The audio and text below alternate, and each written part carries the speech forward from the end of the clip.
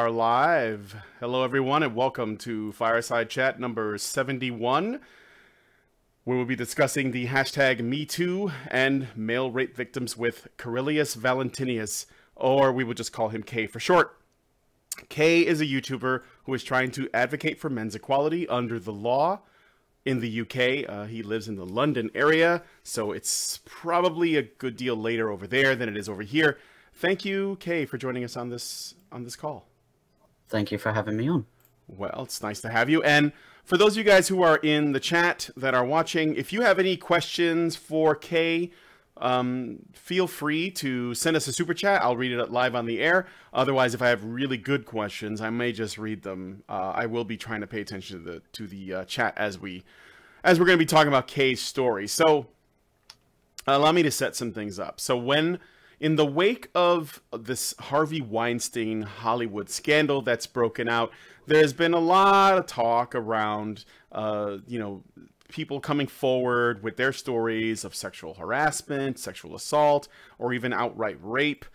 And it's been coming from all different angles. Obviously, Hollywood celebrities have come forward and people in, high positions in the tech industry.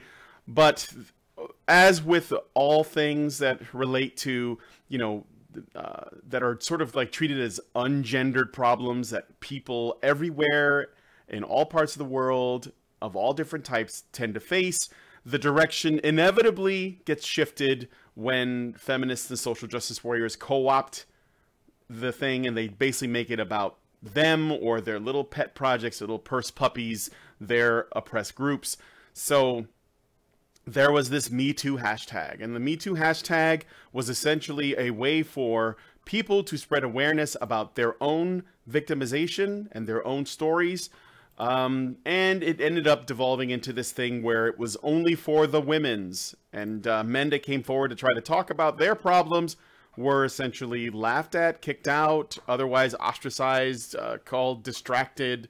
They were called out supposedly for distracting from the real problem and this kind of thing.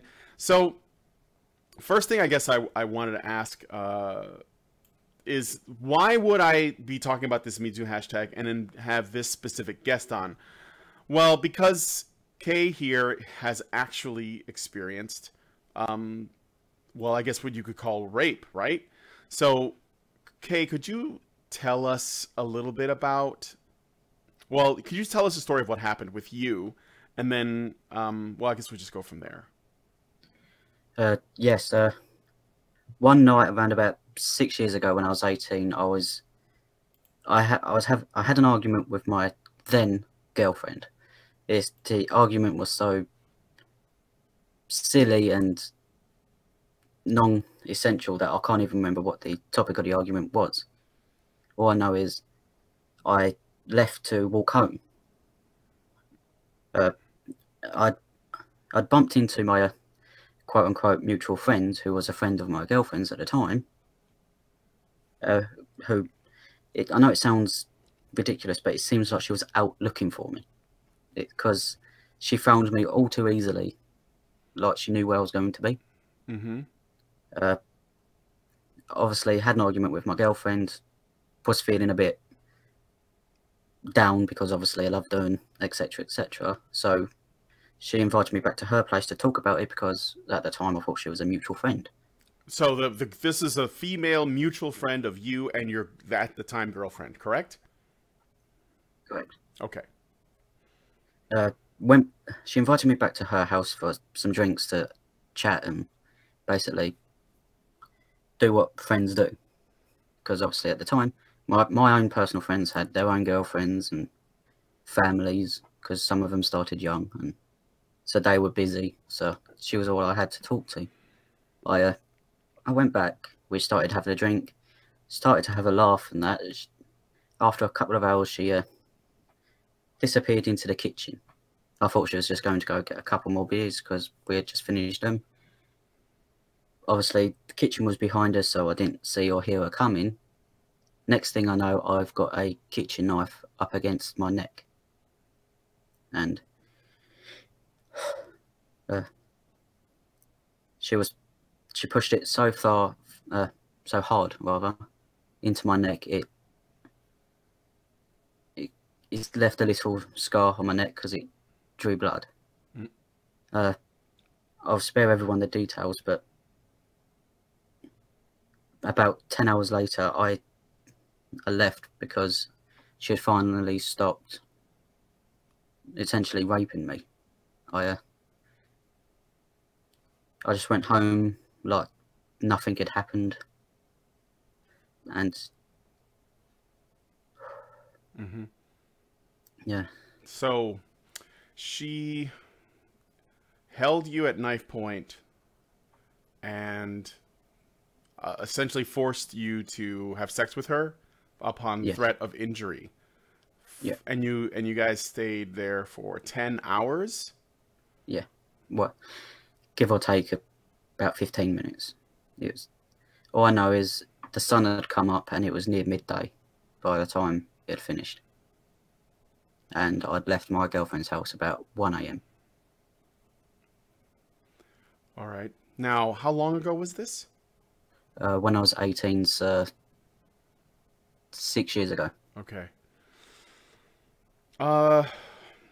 What did you go to anyone after it happened? Not immediately. I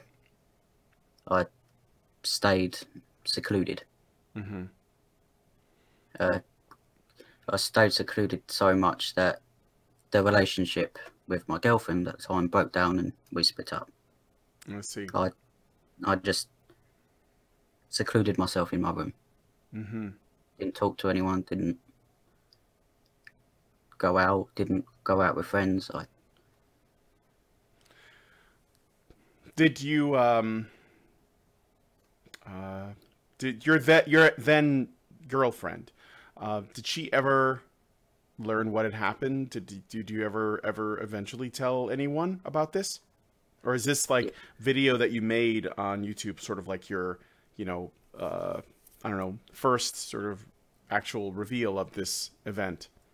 I've spoken about it a little here and there, to obviously like personal friends and obviously to Alice and One Eye channel, but I've never went into much detail as I did on the video. That's the first time I've put that much detail into it. So I guess it would seem to me that you never went to the police. Did you ever go to the police? I did around about 6 weeks after it happened. Okay, 6 weeks. 6 months after it happened. Oh, okay. And what happened? The looks on their faces was, we don't believe you. And they outright told me that what happened to me doesn't have a definition under UK law, because it can't count as sexual assault, because sexual assault and rape in the UK are very gendered subjects, or laws, should I say. It requires a man and a penis to do it. There is one that it could fall under if she had used an object, and that's sexual assault with an object, but she didn't. So she forced you inside of her. It's more like envelopment, right? Yes. Okay. And there's nothing for that? Not even just regular assault would apply? I've been racking my brain for the last 6 years looking for how it could fall under specific laws, and I've found nothing. I see. Maybe I'm blind to a couple of things, but from my personal looking, I can't find anything. All right. Well, I will say, in the US, because there are people in the chat that are saying that the UK has weird laws. It's not that weird, unfortunately. In the United States, we only recognize that male rape victims at the hands of females in 2013. They recently changed the law. Before that, it was described as something that a man did to a woman. And it was only after that that it essentially became a more, applicable term across the board. So, yeah, it's not that unusual, unfortunately. Forced envelopment is not considered rape in the U.S. until now, I guess. And even then, I think that they actually just consider it to be sexual assault, which is a less severe crime. So you went to the police and they didn't believe you. They told you that there was nothing that they could do. And did it have anything to do with the fact that it had been 6 months since it happened? I don't think so, because I think the statute of limitations on that sort of reporting is 5 years in the UK. Mm-hmm. Mm-hmm. Okay. So it was. I went to the police faster than most people do, because most people wait a couple of years before they report something. Right. Especially with that magnitude of crime. Yeah. And when this happened, did you live with your family, or did you live alone or something? Or you lived with your family. So yes. You went back home and you essentially closed yourself off to the world. Is that right? You said you secluded yourself for a while? Yes. And did anyone in your family ever figure something was wrong and try to figure, like take some initiative, figure out what was going on with you? Or did you, I don't know, like, I guess what I'm wondering is that were there any, if you weren't reaching out to other people, were other people reaching out to you? Were other people taking notice that there was a change in your behavior and trying to, like, figure out what the issue was? Stuff like that. No. No. Okay. I've always been sort of like an introvert, because I was bullied all through my teenage years at school. So I usually just stayed in. So my parents thought it was just me being normal. Yeah. And me being a moody teenager because I'd broken up with my girlfriend. Yeah. Yeah. So they just thought that was the reason. Okay. It's only been recently where I've had enough courage to tell them what actually happened. And this woman who did this to you, or girl, or whatever, do you know anything about where she is now? Like what she's up to? Or have you kind of like lost contact with everyone that knew her?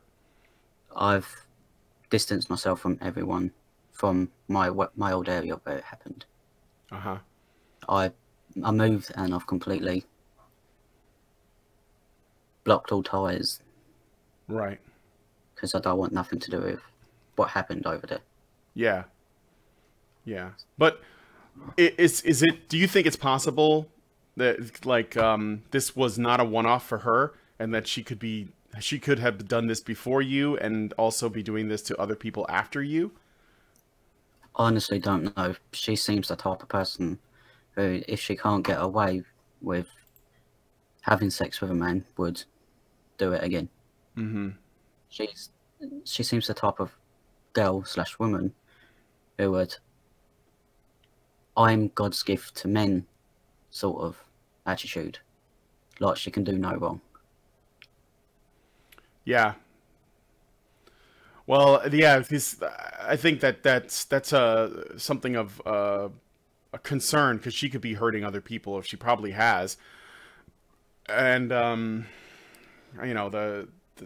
she got away with it in your case. So we're looking at someone does something like that and they get away with it, then they're probably more inclined to do it again. So yeah, this is a big problem. So then how long, or what made you decide to come forward and talk about your story?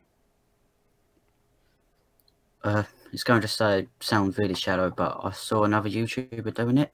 So that's what I thought. That would be addressing the issue with women. Mm-hmm. It's about time people learnt that men go through it too. So I used my own personal story as a way to say it happens to men. And if you know any men that it has happened to, or if you are a man that it has happened to, go to the police, because the more men that go to the police about it, the more it should be recognised under law. Absolutely, absolutely.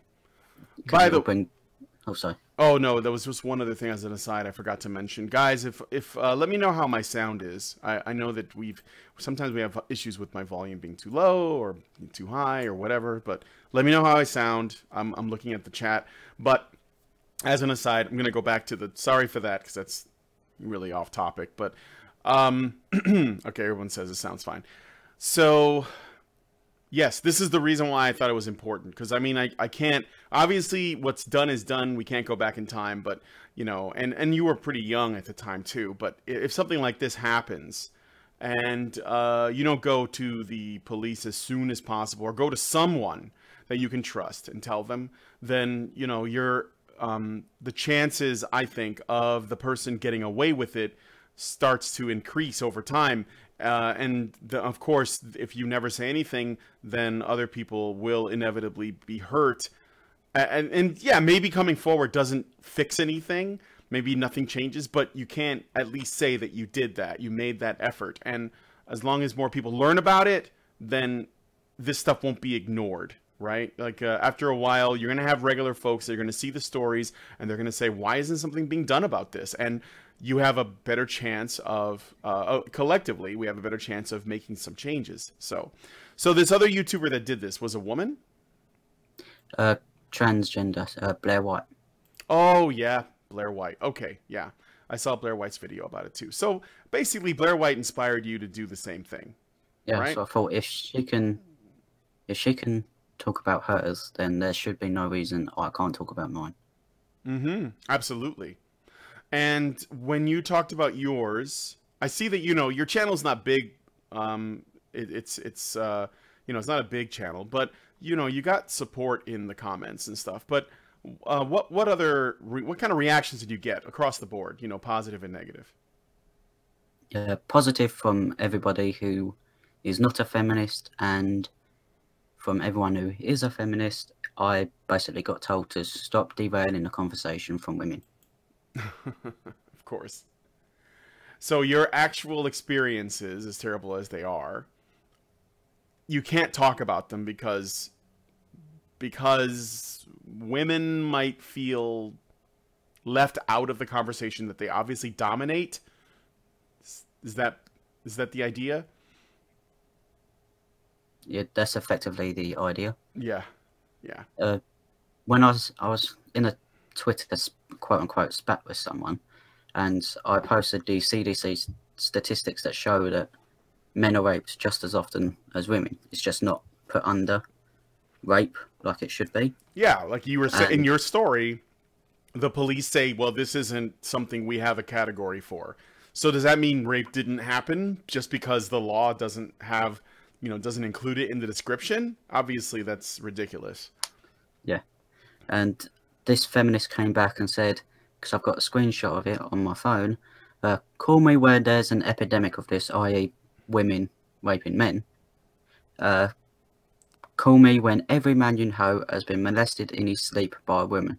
Until then, stop derailing bullshit. Oh my God. Yeah. Ridiculous. She also said that the CDC was, obviously the CDC statistics of made to penetrate was quote unquote MRA propaganda. So MRA so men getting raped is MRA propaganda? Yes. Nice. All right. Well, so, okay, before we keep going, Joey Jojo gives us $5 and writes, it really does feel like most women, most, not all, hate men, only view men as a utility at best. Do you think this could change or no? Well, I don't know that I would say that most women hate men. I disagree with that statement.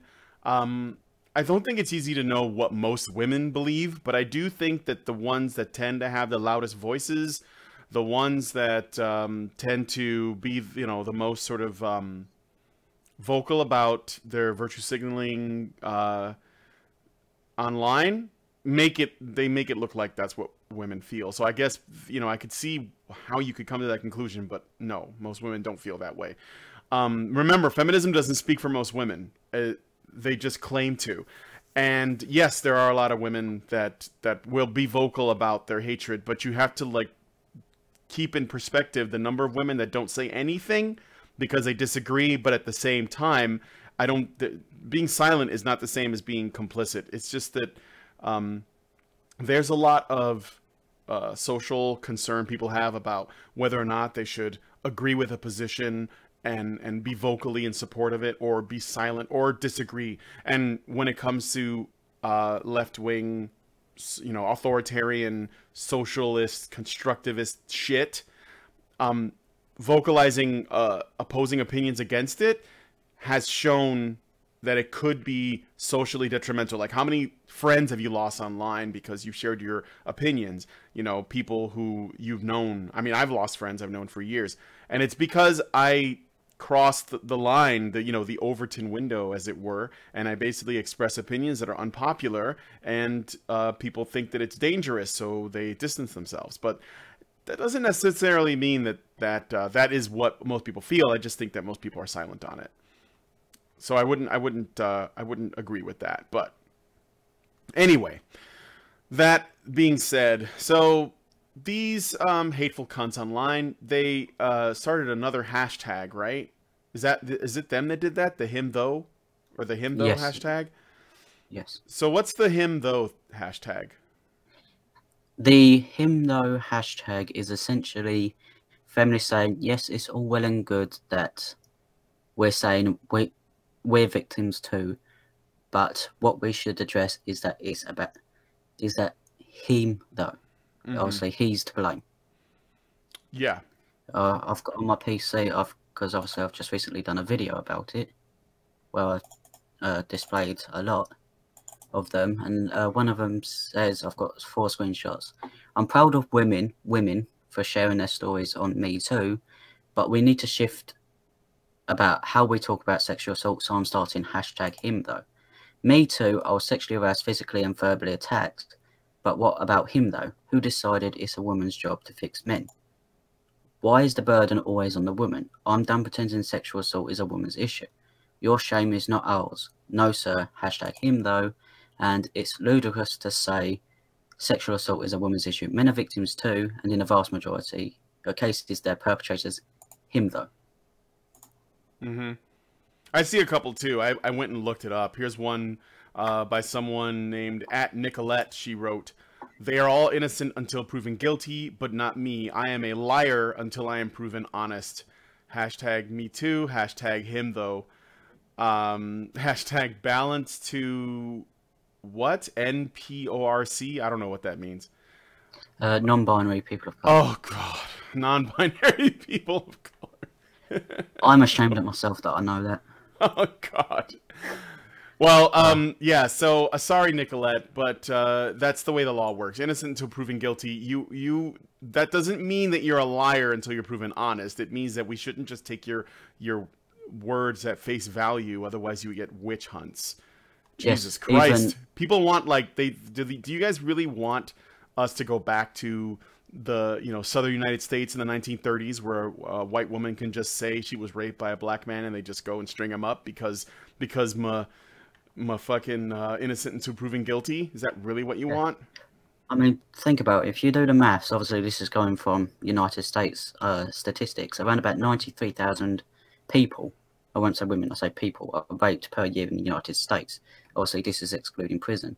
Now, if we take this often cited 8% false accusation rape that feminists tout, that equals 7,680 false accusations per year. Now, that could, if we do what feminists want and listen, hashtag listen and believe, that would be 7,680 innocent men in prison per year. Mm-hmm. Absolutely. And here's the thing too, okay? I'm not letting, because I know that, feminism is a left-wing ideology. We know that. Criticize the left all the time. But the right doesn't get a free pass because they will still, on some level,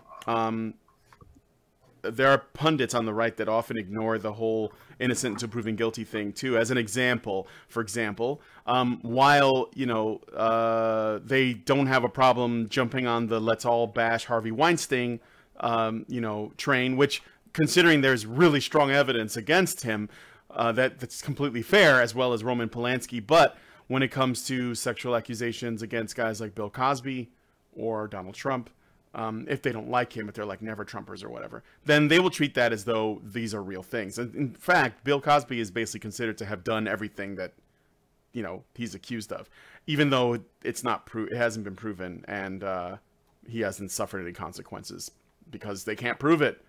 So in a way, you have to let it go, but they won't. So, and this is important because you have to put your partisan politics aside and just look at things in the most non sort of partisan way possible. You just like look at it like, okay, is there evidence against this person? Has this been proven? If it hasn't, then they're not guilty.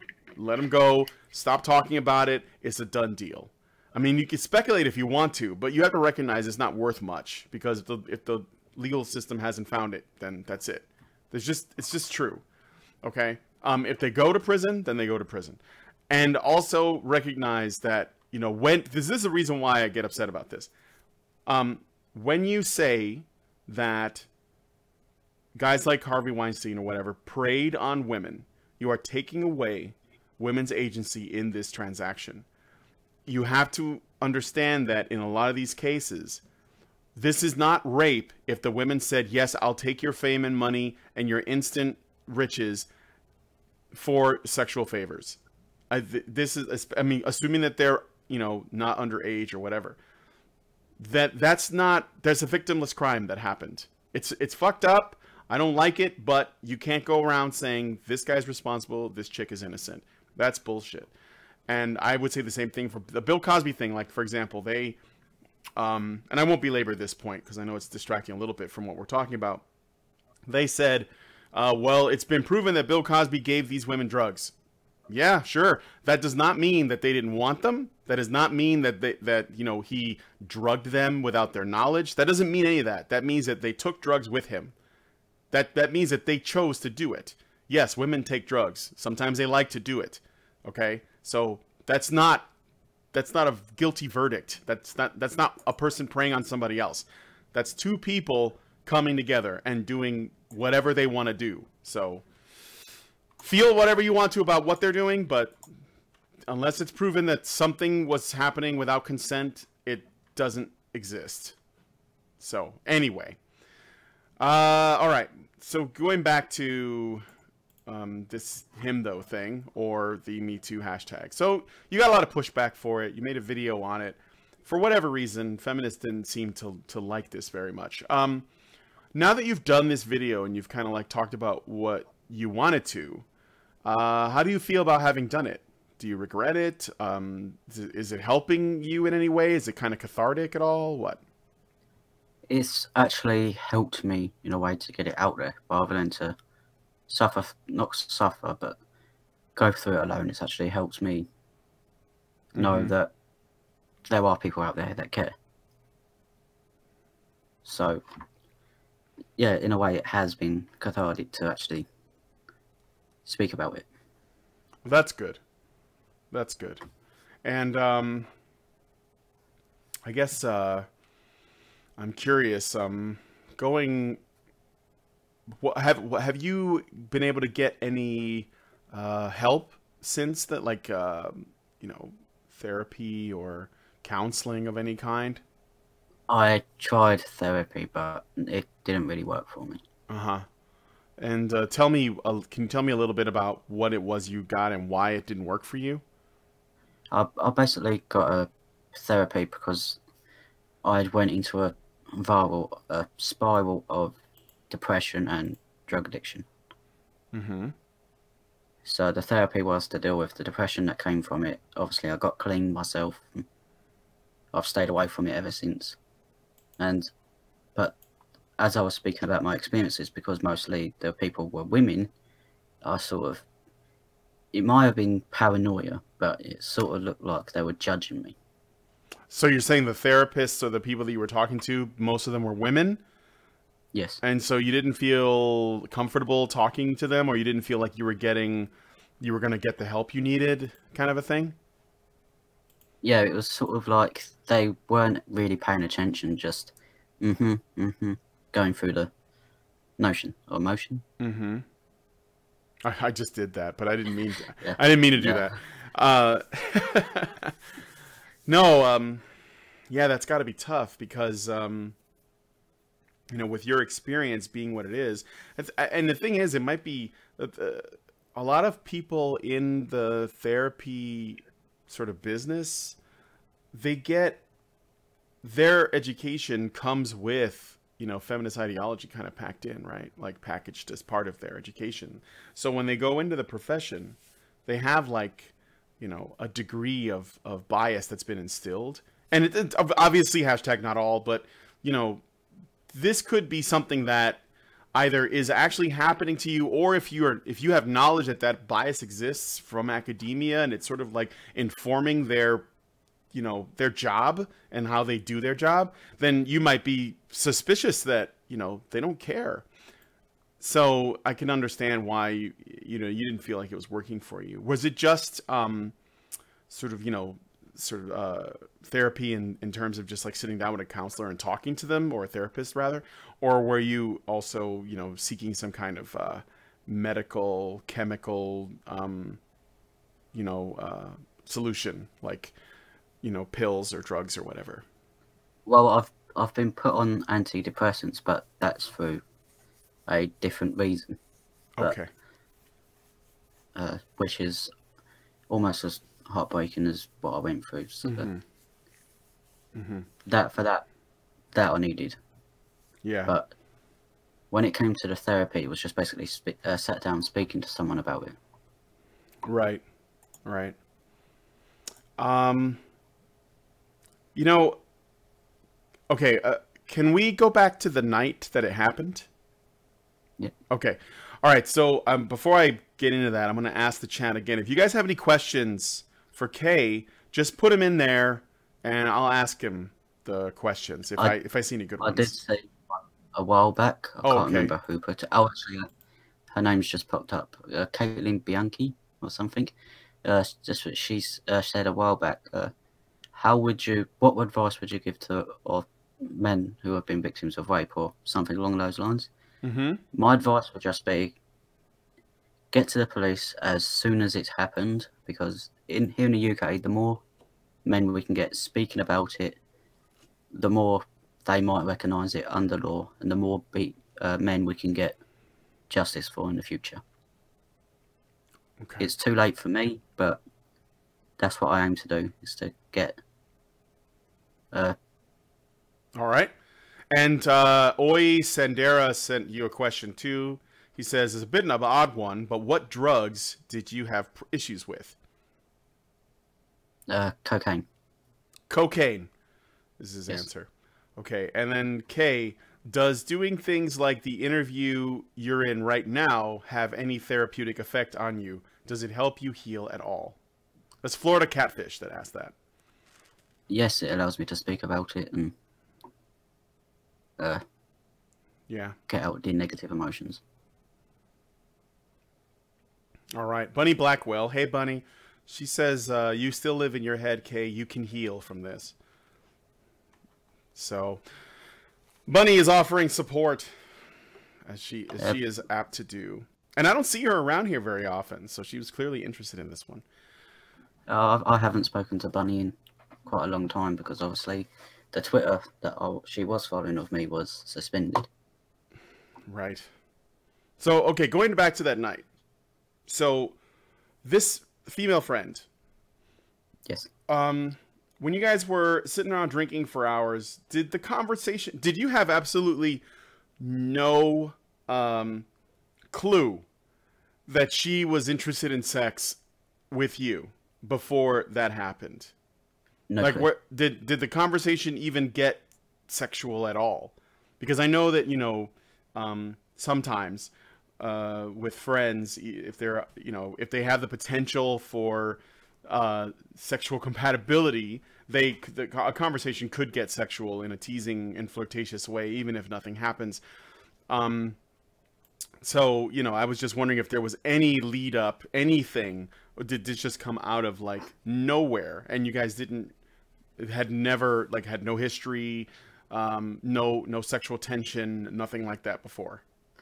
I think she liked me, but I have no clue about that, because obviously I didn't really notice it, because at the time I was in a relationship. Yes, so yes. My sort of like radar to detect that sort of thing was shut off.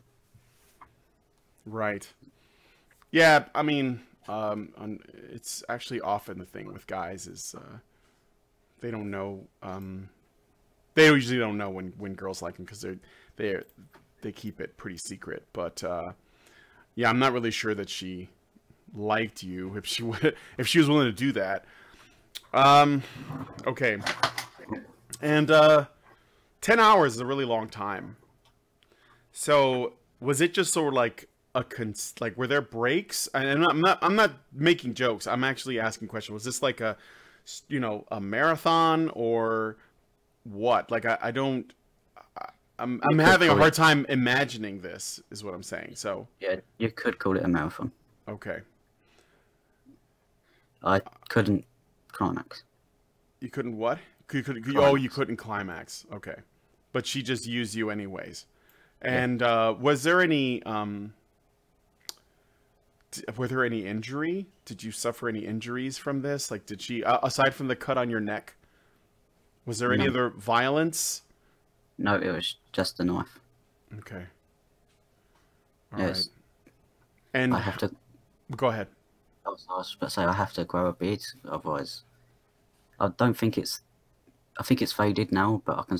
It might sound weird, but I can still feel it there. Mm-hmm. So I grow a beard to hide it. Okay.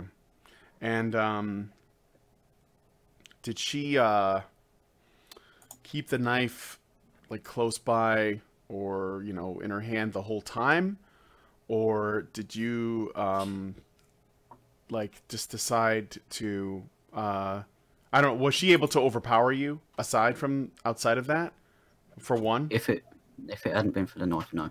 Okay. And did she keep the knife nearby the entire time? Like, where you basically felt like you were under constant threat, and so you just went along with it until it was over? Yeah. Okay. And how did you know it was okay for you to leave? Because, I mean, 10 hours is a long time, so I don't know. Did she throw you out? She fell asleep. She fell asleep. Okay, so you snuck away. Yeah. All right. Wow.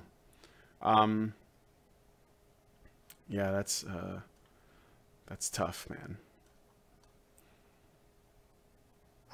Okay, so let me see if there's any other comments here that are other questions.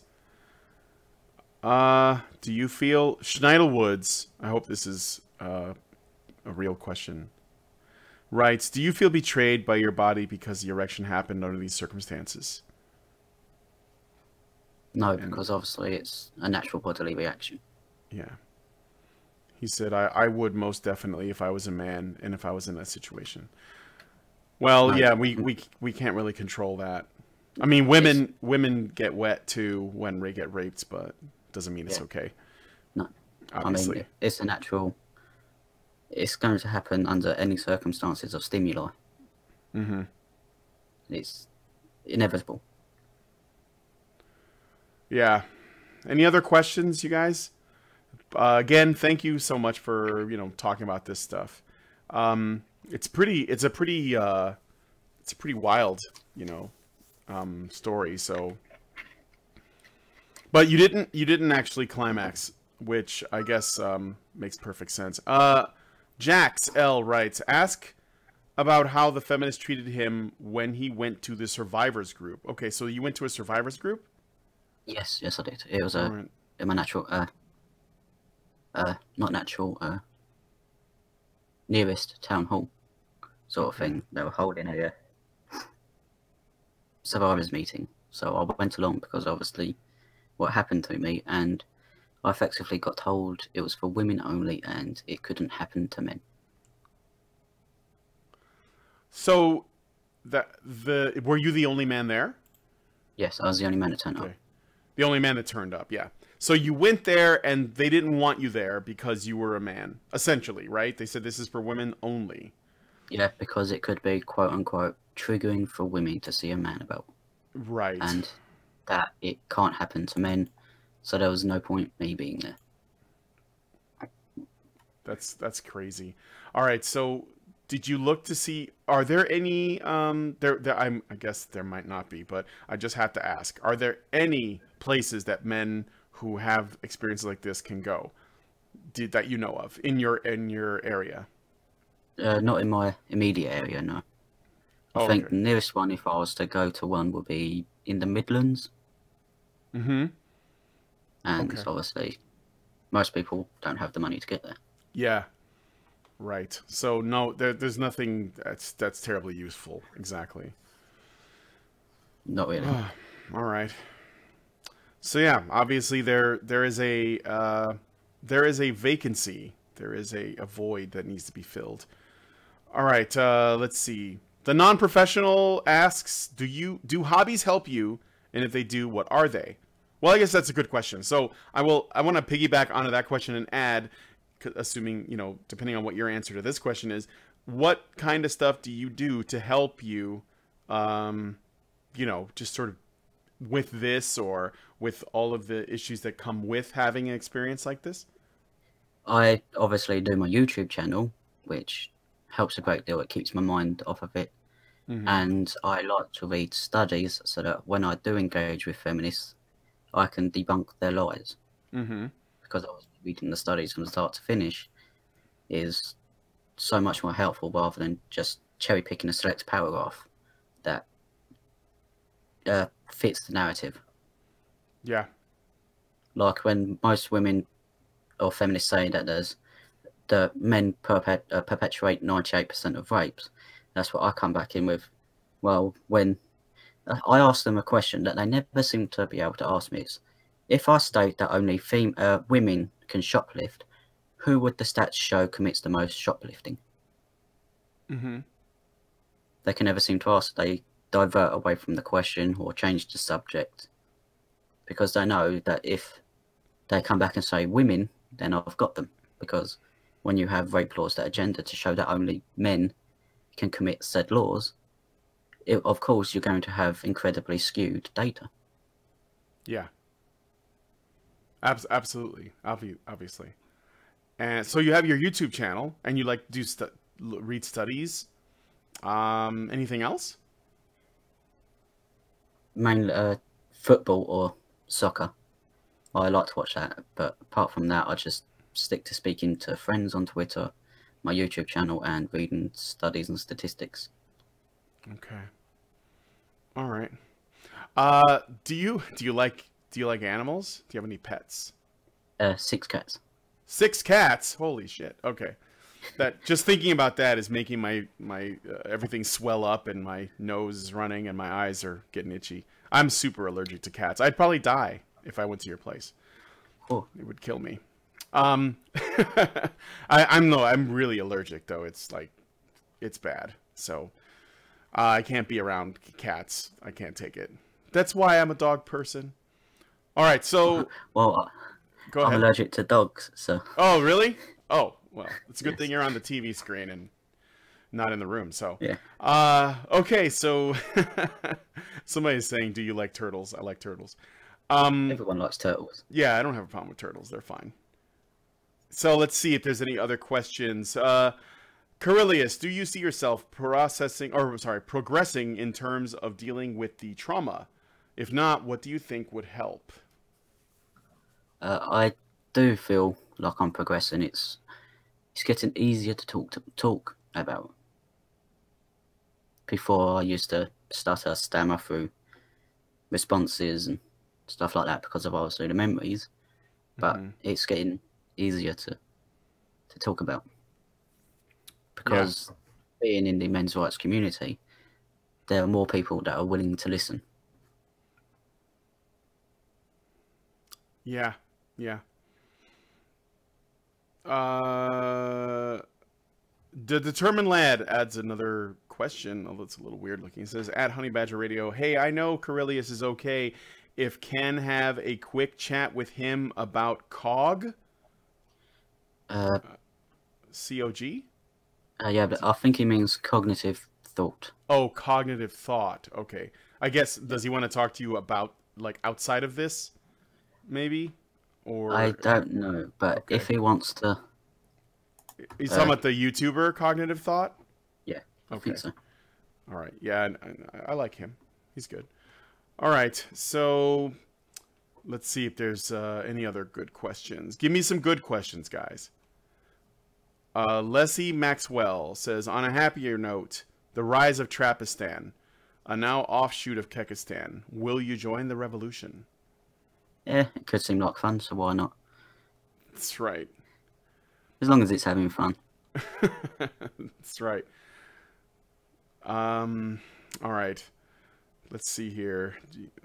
I'm not seeing any other questions. I'm just going to wait a little bit, see if anything comes through. If you have anything that you would like to add or whatever, just let me know. So, Jill the Red Hedgehog says, there was a recent post on Reddit where hundreds of men shared stories of when they experienced sexual assault by women. Most of the responses were very positive and supportive. Well, that's good to hear. I would think that, like I was saying before, most people are probably going to be empathetic and supportive of that stuff, especially if the men were younger, like if they're boys. I think that you'd be hard pressed for people to be able to dismiss that outright.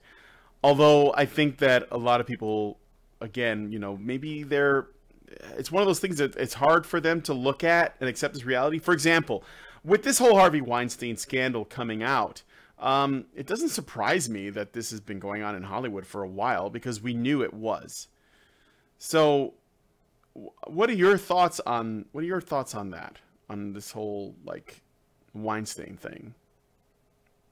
I think it's a man that should seriously be locked up for what he did.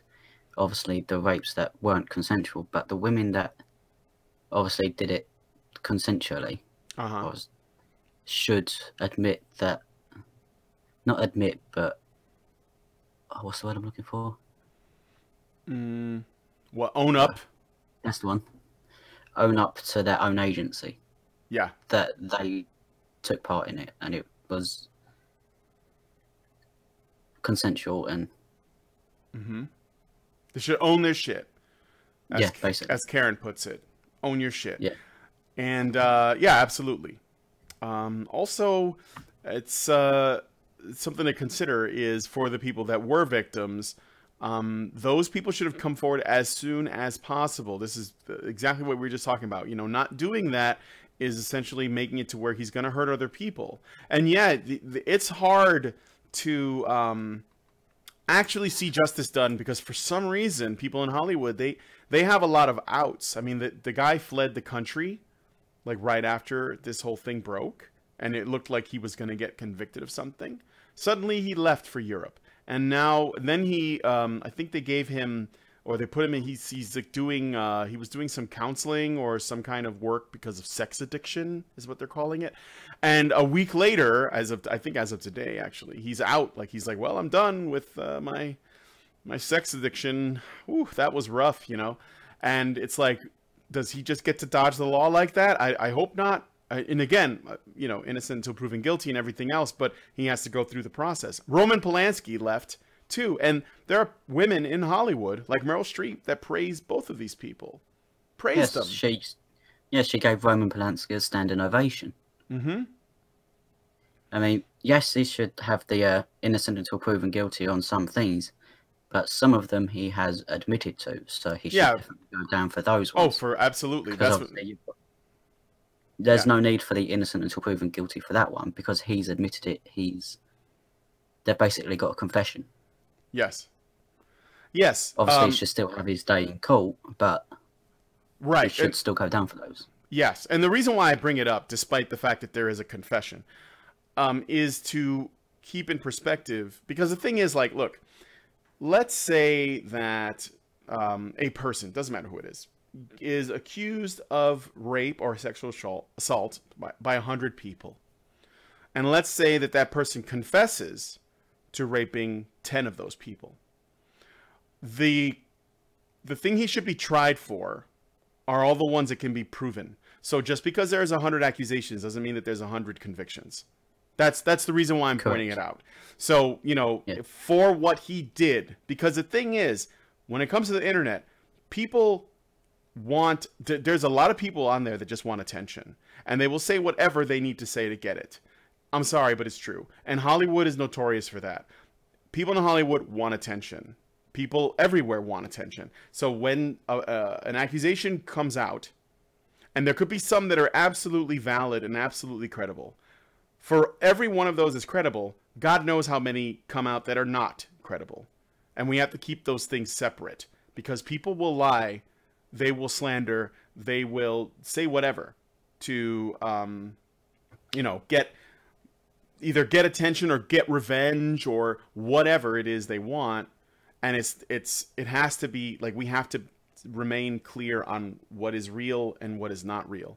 So in the case of Weinstein, whatever he's admitted to, whatever he's been caught in doing, whatever's actually, you know, a convictable offense, I don't know if convictable is a word, but then those are the things he should definitely suffer the, you know, whatever the full extent of the law is on. But all the other stuff that's just like, you know, it could be consensual and they're just calling it rape, or it didn't happen at all, or it's very ambiguous or whatever, those things have to be kept separate until we know more about them. And if they're lying, then there should be consequences for that too. Even if the person you're lying about is a scumbag, that doesn't mean that you're not also a scumbag for lying about them, you know? So that's the reason why I bring that up. Go ahead. I was just going to say, Hugo Lin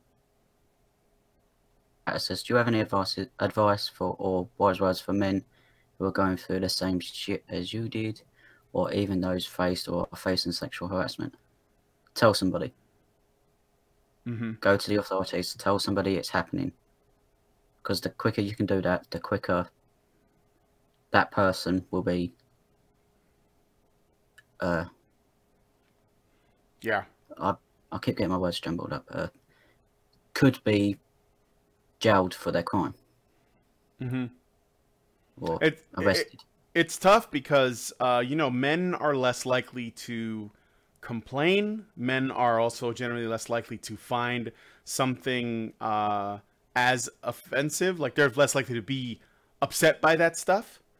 So if a man is, you know, if a woman receives what she perceives to be sexual assault or sexual harassment, a man is less likely to see it that way.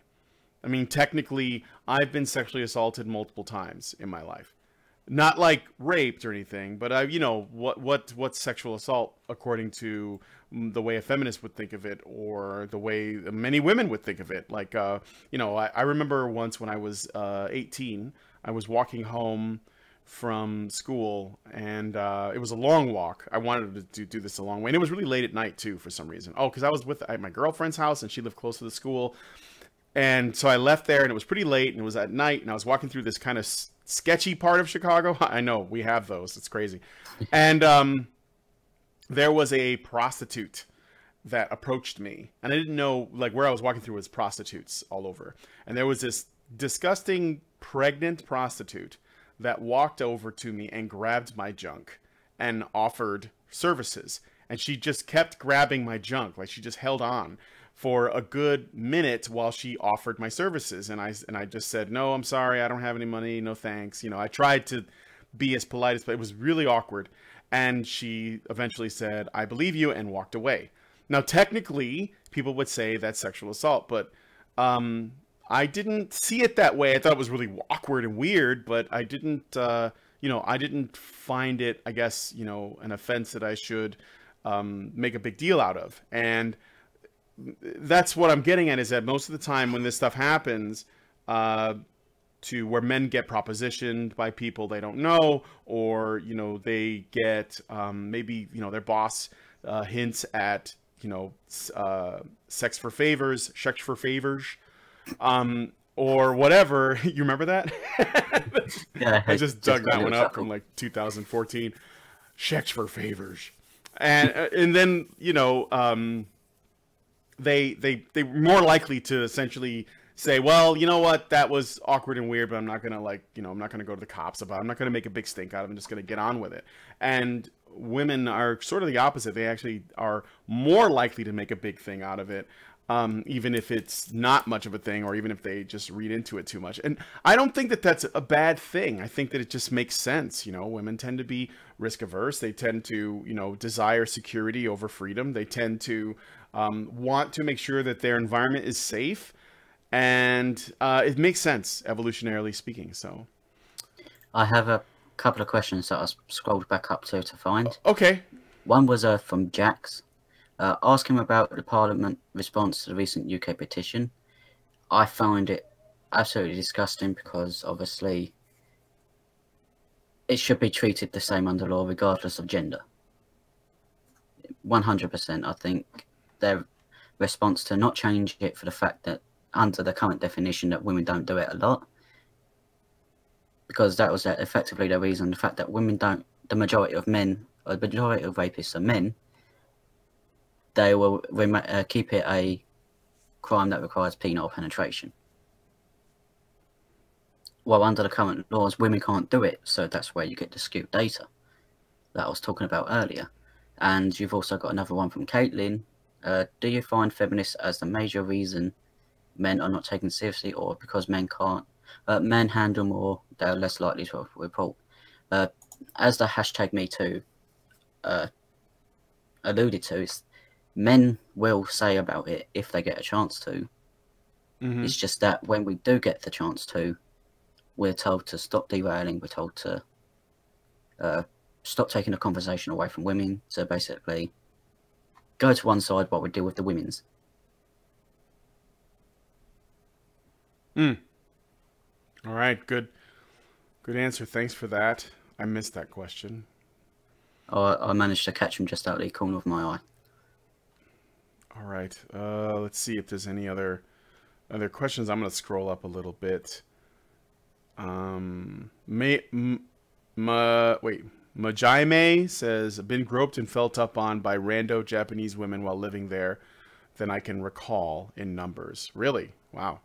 I didn't know that Japanese women were so forward.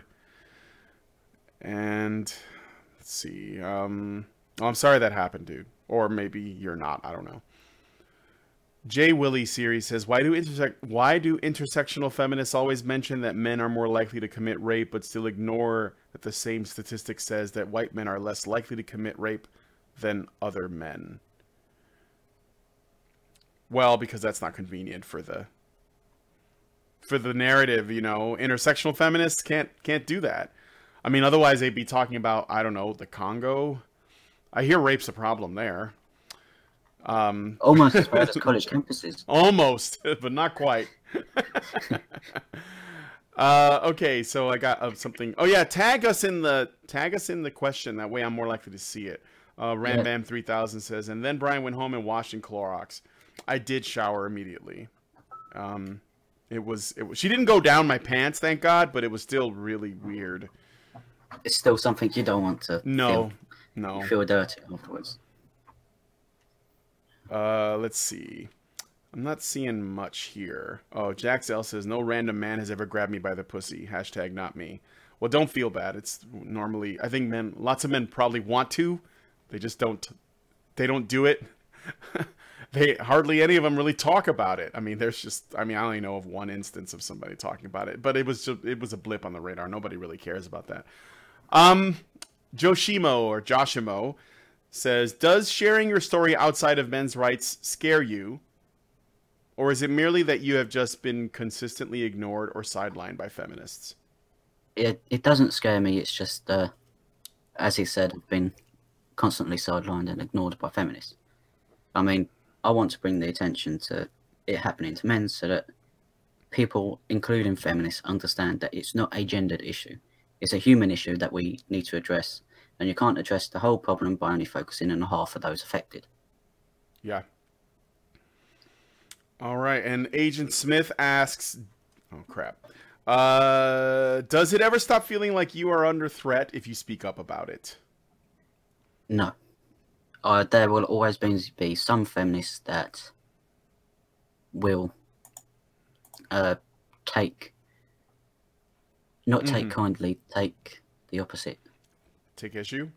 That's the one, thank you. Take issue with it because obviously, as I said, I'm derailing the conversation from women so they'll Right. take issue for it.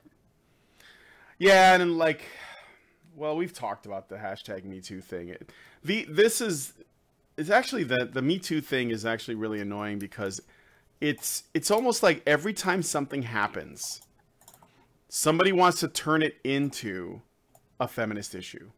No matter what happens, if a woman is involved in any way, there's some feminist waiting to turn it into a hashtag and get other people to get it on board so that they can raise awareness. And this is actually, I wonder if they're aware of this, because social media is a place where people can get attention by virtue signaling, by complaining about stuff that may not have even happened to them.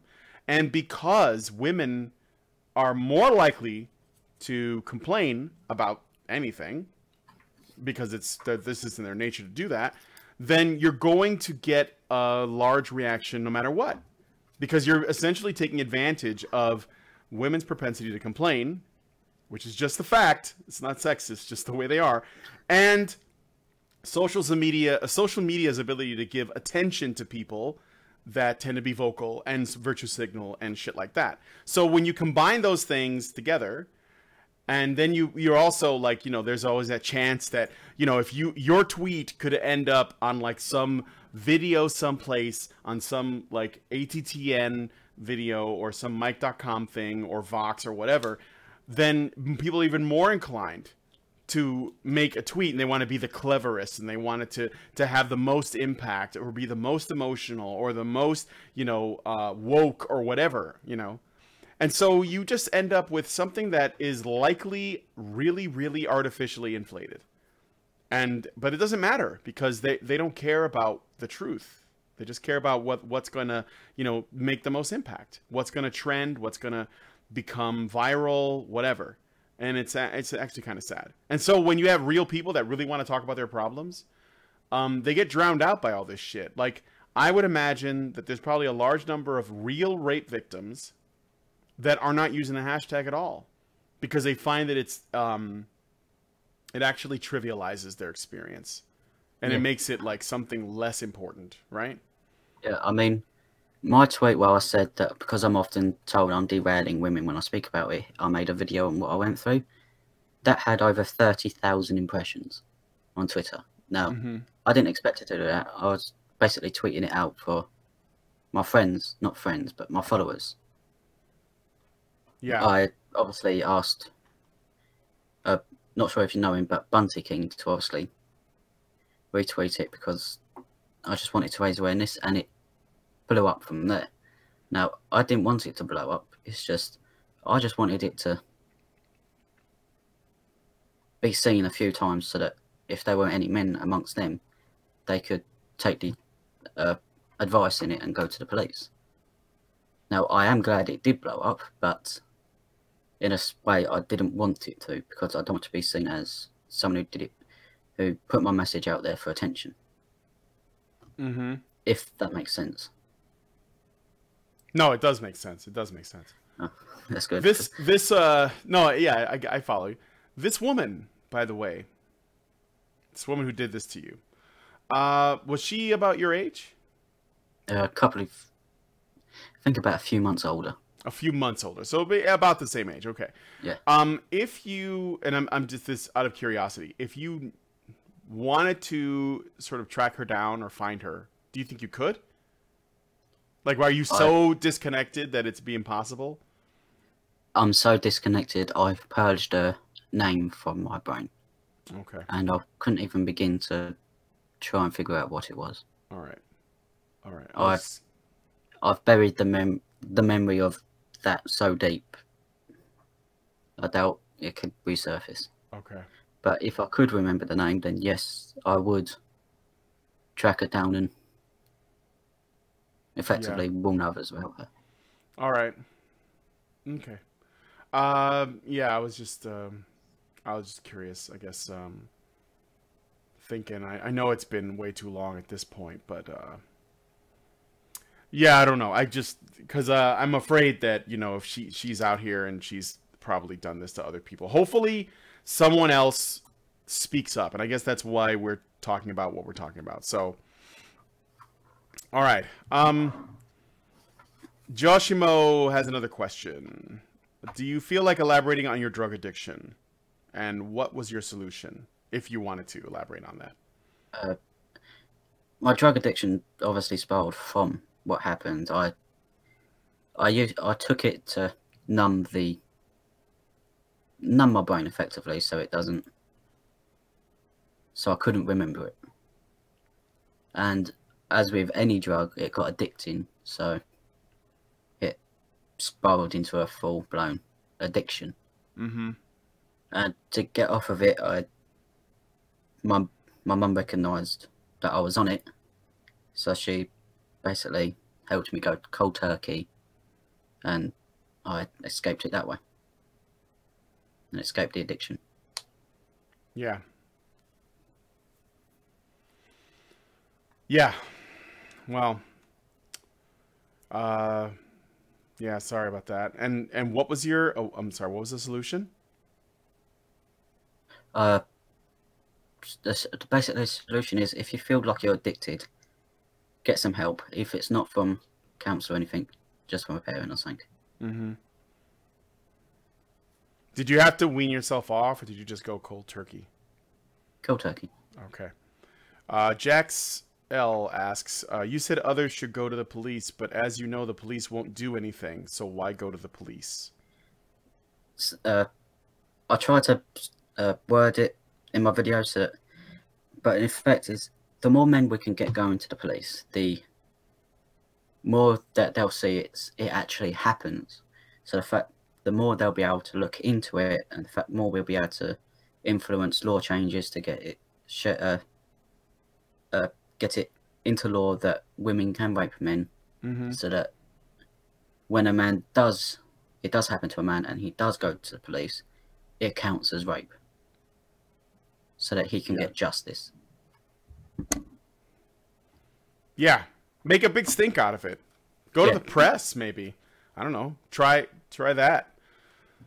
Be loud. Especially, I mean, at the end of the day, people will see that it's happening, and then maybe that will, spur some change. But definitely make a stink out of it. Or come on Honey Badger Radio. We can do is we can direct you guys. If you're in the UK, maybe you should talk to. Do you know who the Liberty Bells are? I do not. They're like the British version of the Honey Badgers, basically. So it's a bunch of women in the UK that talk about men's issues. And they've actually done an interview with Philip Davies. He's one of the MPs there. I'm assuming you know who he is. I know who Philip Davies is. He's the only politician that openly speaks about men's issues in Parliament. Yes, exactly. So there's that. So you couldn't, maybe I don't know, this might be a bit of a stretch, but you can certainly contact the Liberty Bells. Just go to their YouTube channel, and they have all their Twitter stuff on there, I think. And then reach out to them. I know some of them personally, like I've met them and we've had them on the show, and maybe they can, help spread your story over there. And hell, maybe they even like talk to Philip Davies and tell him about it. I mean, this is something that he would probably want to jump on, and it's probably your best connection to maybe like getting this, getting some laws changed. So, by the way, is the law in the UK still for rape still described as something that only men do to women? Yes. I have the full email response from the UK government on my phone. It says the Sexual Offences Act 2003 protects both men and women from serious sexual offending. We are committed to tackling sexual offending in all its forms. All non-consensual sexual penetration is dealt with by specific serious offences, including those that can be committed by a man or a woman. Well, a woman can't penetrate unless it's with an object, so that kind of throws that one out the window. For example, the offence of assault by penetration carries the same maximum penalty as rape. The sentences available under the Act for all sexual offences are significant and reflect seriousness of offending. Issues surrounding the definition of rape were considered both in the quote-unquote settings of the boundaries consultation published prior to the introduction of the Sexual Offences Act 2003 and during the passage of that legislation through Parliament. In that consultation, there was considerable amount of agreement that rape should remain an offence of penile penetration, but that the definition be extended to include penile penetration of the mouth. It is true that rape under Section 1 of the Offences Act 2003 is, in the majority of cases, committed by a man, but there are some rare exceptions where a female is actively involved in the commission of a gang rape. We therefore have no plans to amend the legal definition of rape in the Sexual Offences Act 2003 as suggested by the e-petition.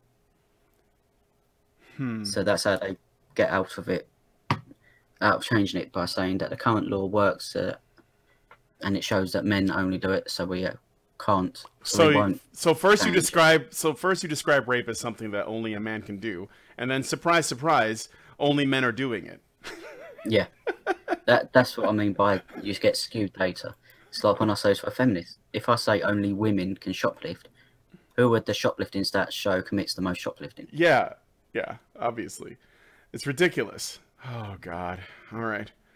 Are men who rape other men by forcing the other man's penis into their ass classified as rape in the UK? That's from J. Willie series.